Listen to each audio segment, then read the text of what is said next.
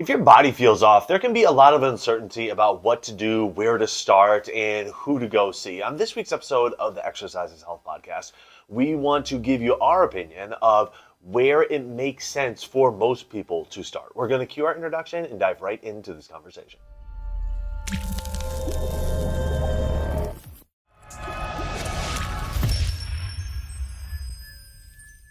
Hey, welcome back, everybody, to the Exercise is Health podcast, brought to you by Muscle Activation Schaumburg. We're your hosts, Charlie and Julie. And today we're discussing this idea of what do you do when your body feels off? It just doesn't feel right. You have some back tightness, your hips are feeling pinchy, your feet are hurting, there's something going on with your shoulder, there's something that feels orthopedically off, or your energy just feels like there's something that's not right with your body, and you're not sure what to do. You're not sure who to go see. You're not sure what actions you should be taking. How do you go about navigating this? We want to give you our viewpoints and a plan of action that we find works for most people. But we want to let you know, if you want to start taking action on what we're talking about today, that's exactly what we can help you with at our studio, Muscle Activation Schaumburg, where we specialize in muscle activation techniques. So all you need to do to see our availability and get on our schedules, go to our website, www.matschaumburg.com, click the big green button that says Get Started, and you can schedule yourself for your initial MAT consultation and assessment. All right, so Julie, I know you were having a conversation with one of your clients kind of about this topic of, hey, like there's something going on, I don't really know how to go about it. And this is I would say, a common conversation that we have, especially with clients that are maybe newer into our practice and newer into working with us. There's always these questions of like, well, should I also go see this person, or should I go check this out, or how do I go about navigating my workouts and everything like that. And so we want to kind of give you the plan of action that we find works really well for most people.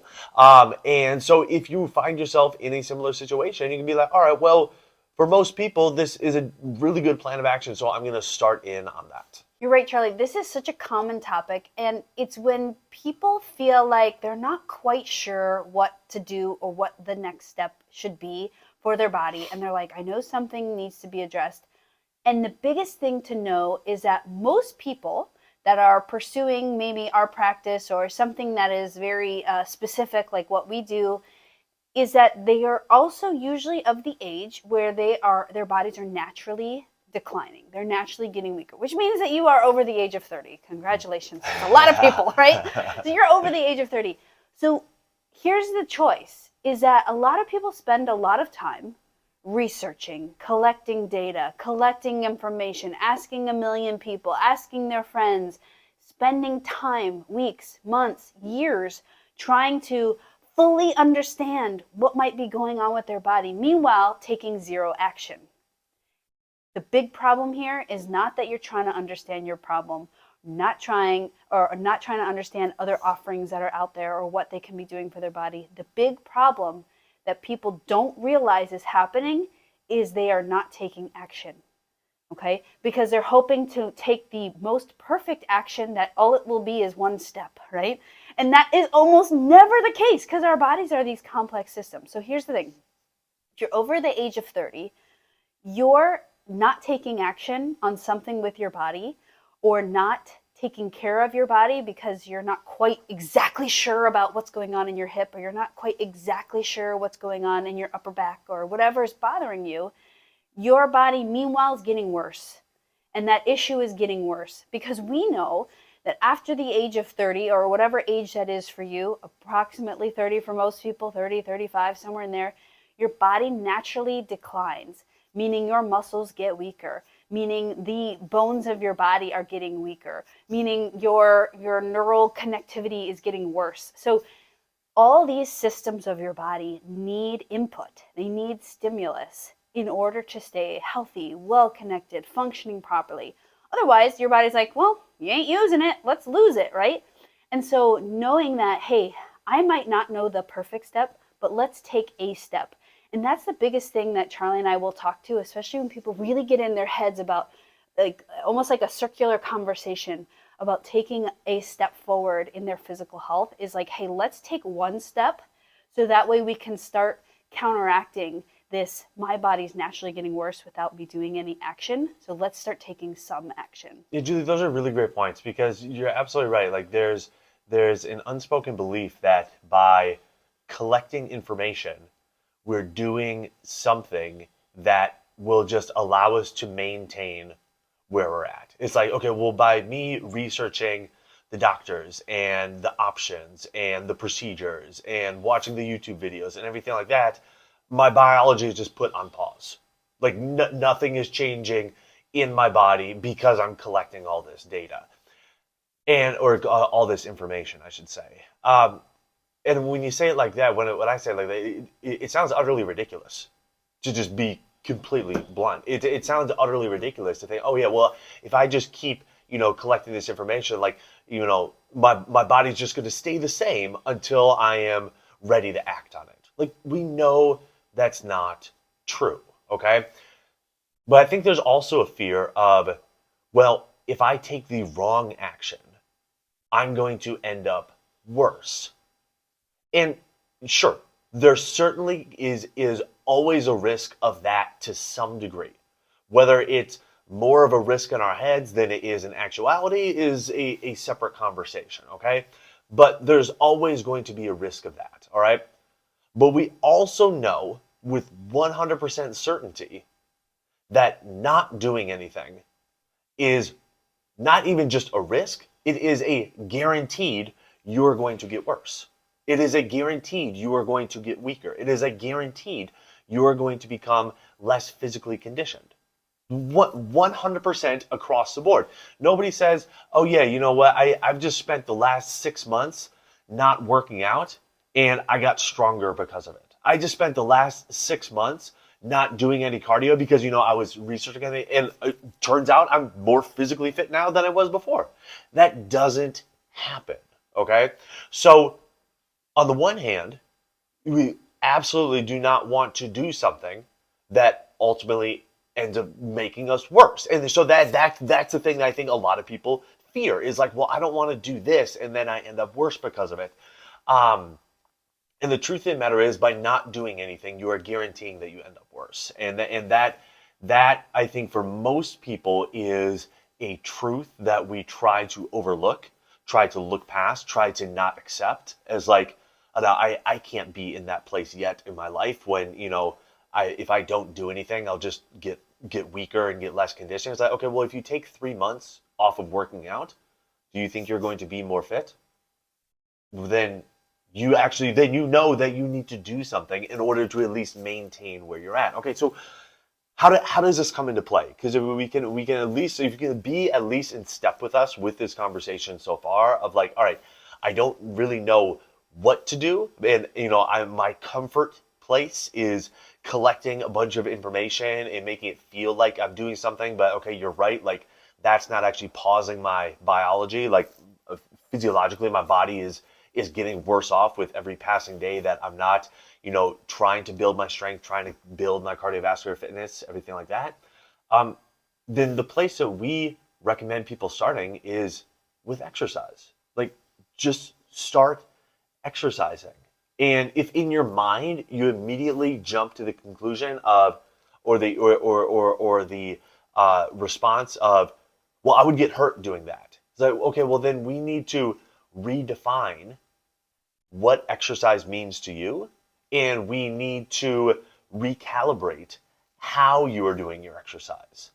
Because there's a lot of things, I'm gonna throw out that for the majority of people, there's a lot of things that you can do physically that would actually help you get stronger, that would actually help you become in better physical condition, that wouldn't make you worse off. But if your only definition of exercise, your only view of exercise is, the high intensity classes or, the really heavy weightlifting or whatever it is, then it can be very easy to say, well, I can't do that. I can't do that thing because that's going to leave me worse off. And so because I can't do that thing, well, I just can't do anything.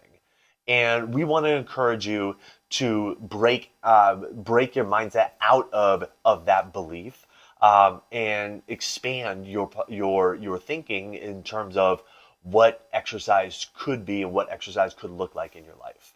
That's right. You know, and so often when you do start, you figure out what the most perfect step is, at least to what you can research without actually doing the step, right? The first question a lot of people will ask you anyways, like if you went to a knee doctor or you went to a trainer or you went to an MAT practitioner or you went to a physical therapist, they're going to say, "Well, what do you currently do for exercise?" And it is so much more information and easier to take the first step with that person if they already know what like forces are on your body regularly versus like I do none. Okay, great. Well, I don't know. Do you tolerate running? Do you tolerate walking? Do you do Pilates? Do you do weights? Do you do really heavy weights or all light weights, right? Because it's not about taking the perfect step. It's about taking the first step. And so one way that really clicks with a lot of our clients is thinking about what you might have already done in the past or whatever, and then cutting that 50%. That's a really great way to start exercising. You can apply that to weights. You can apply that to, like, let's say you were an avid walker and now your hip bothers you. Great, do the 50% rule. So 50% is fast, 50% is long. Let's see how that goes, right? And it's just, again, it's a starting place. It's a way to start getting force and stimulus into your body. And now, again, we're not saying like this is the most fine-tuned, nicely chiseled program for you, but it's saying, hey, I know I'm going downhill with no stimulus. Let me start with a stimulus. This is really beautifully applied if you are familiar with some weights. Like, let's say you used to do some weight training and you're like, well, I can't do that, so why even bother? You know, and it's like, okay, well, go to the gym, do the 50% rule, half the weight that you're used to, half the volume, and see where you're at. If you go home and you're sore and crazy and that area is more flared up, well, great, rest and then go back and cut it in half again.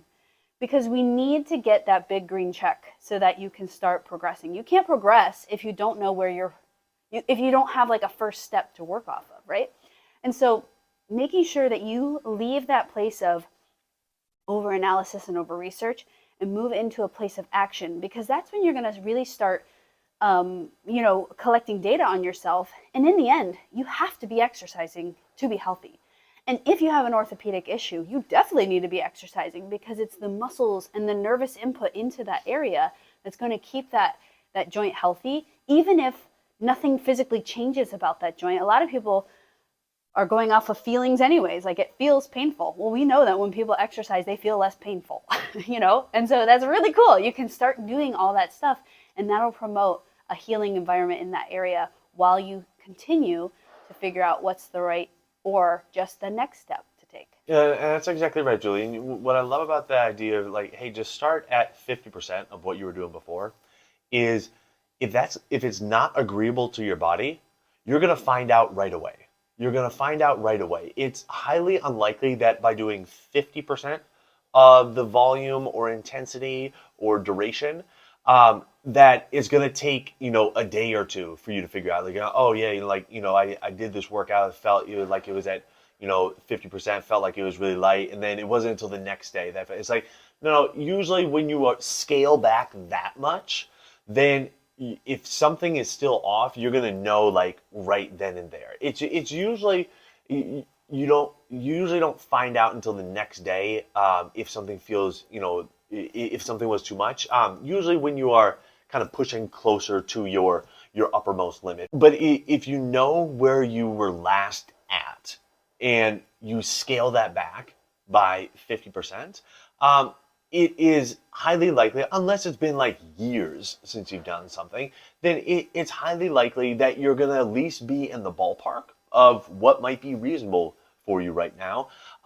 And so then because of that, it's going to be less risky that something negative happens that you're not aware of immediately. And the nice thing about that is because if you become aware of it immediately, you can make it a change immediately. You don't have to like do it and then wait for the negative repercussions like a day or two later. It's like, okay, in the moment that felt really weird for my knee, now I can change this. And so I at least in my experience, that is what I've seen both with clients and myself is like, hey, if you're going to like scale it way back, then you're going to get a better idea of like what's going on right now. Like if there's an issue, you're going to find that out in the moment versus in the days to follow, because it is so scaled back relative to more than likely what your current like maximum capabilities are. So I love that suggestion.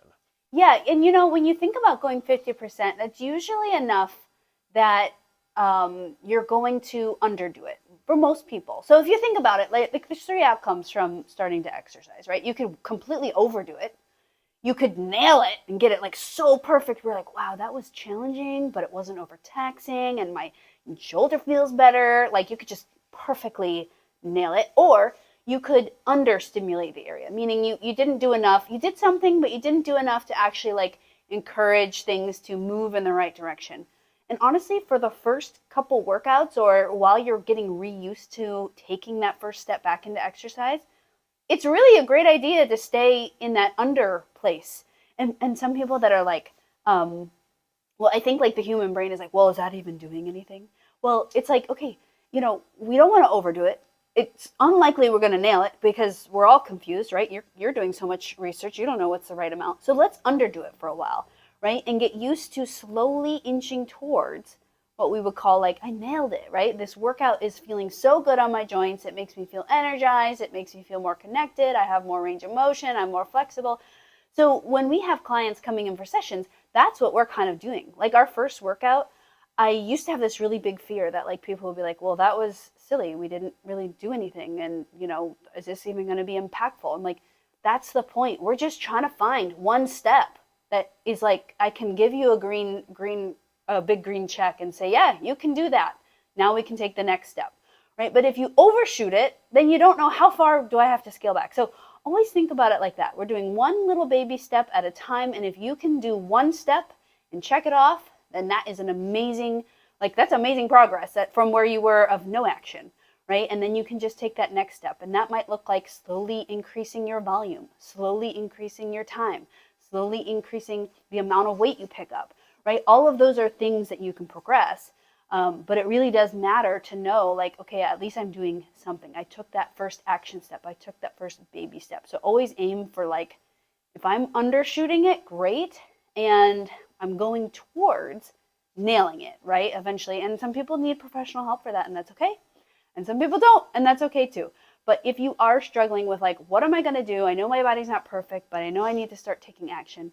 Start with one little step of something you're comfortable with, and then you can build into more things, more perfect things, more quote unquote perfect things that might be better for your system. But we know you got to get your system and your muscles moving so that in general, your body can stay healthy. That's exactly right. And one place that we find works really well for people, in addition to, doing their strength training, is muscle activation techniques, because you're able to get a set of professional hands and professional eyes on your body, and really evaluate where specifically your body is having muscle inhibition or breakdown in communication between your brain and your muscles. And then through the MAT process, that communication can be restored.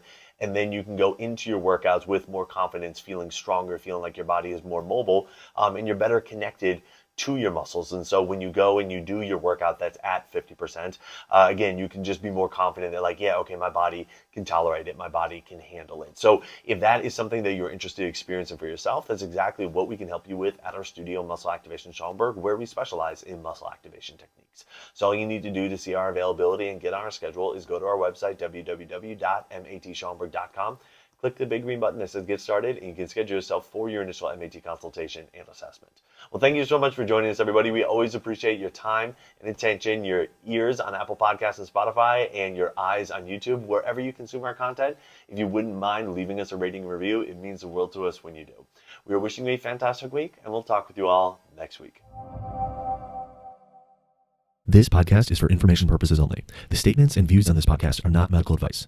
This podcast, including Julie and Charlie Gates, disclaim responsibility for any possible adverse effects from the use of information contained herein. Opinions of guests are their own, and this podcast does not endorse or accept responsibility for statements made by guests. This podcast does not make any representations or warranties about guest qualifications or credibility. This podcast may contain paid endorsements or advertisements for products or services. Individuals on this podcast may have a direct or indirect financial interest in products or services referred to herein. If you think you have a medical issue, consult a licensed physician.